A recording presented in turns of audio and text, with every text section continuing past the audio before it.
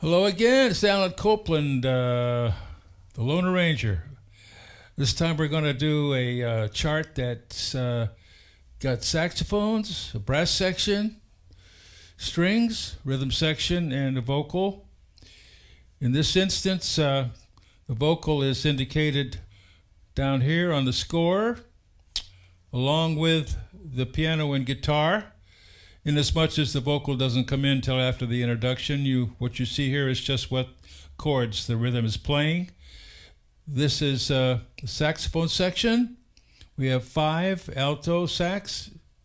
We're dividing the saxophones into 2 alto saxophones, 2 tenor saxophones, and a baritone sax, which is kind of customary with 5 saxes, although you have the freedom, of course, to do it with an alto sax, 2 tenor saxes, a clarinet or a flute or whatever. In this instance, a big band setting, kind of a romping chart.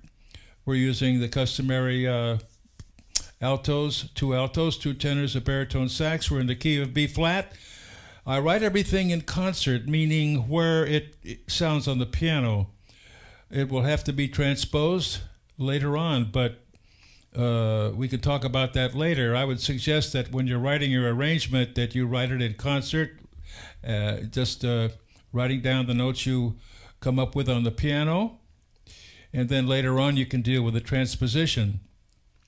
We can talk about that for a moment in case you're not familiar with transposing the instruments. The alto sax is taking up a 6th.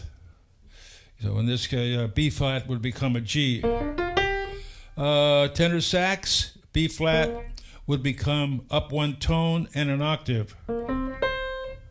Writing it on their part, that is. Baritone sax is similar to the alto sax, except it's up a major 6th and an octave. So the trumpets, key of B flat, are up 1 tone. You'll copy your chart up 1 tone.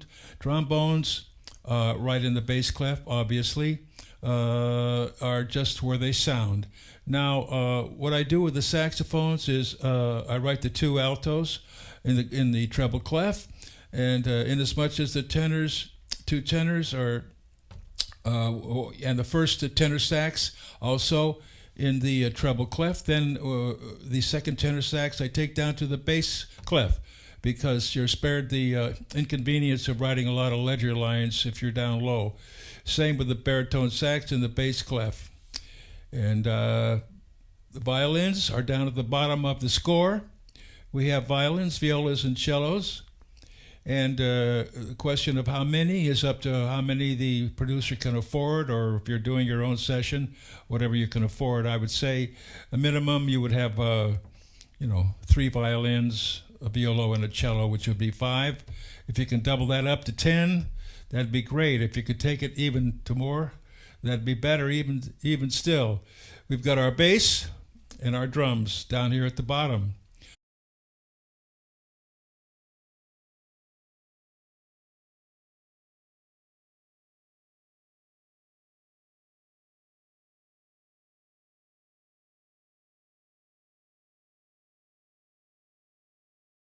So this is a nice tune by Willie Nelson. It's called Nightlife. You might be familiar with it.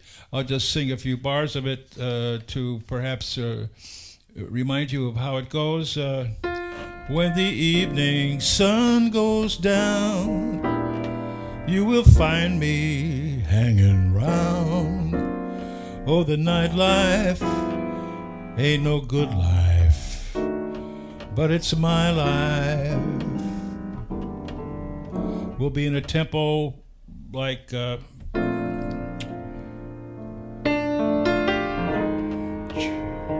about there. Right now, let's go back to the intro. And what I've written for an introduction to this kind of bluesy chart is simple figure, predominantly carried by the trumpets.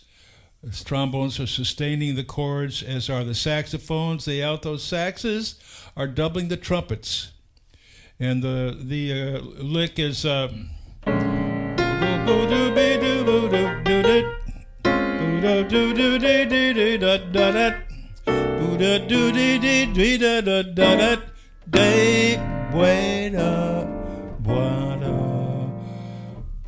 Underneath, the strings are simply sustaining.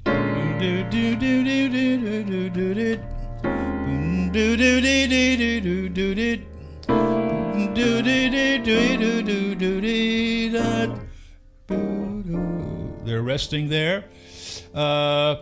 Same with the bottom three saxes. They're just sustaining.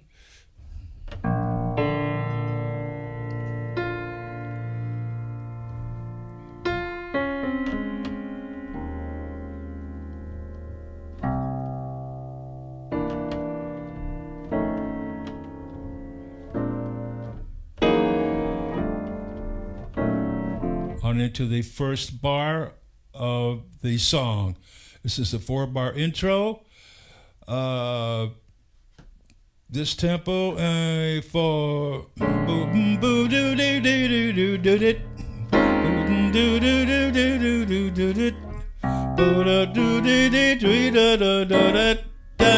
Saxes. So now we go into the first state of the song. That's coming up next.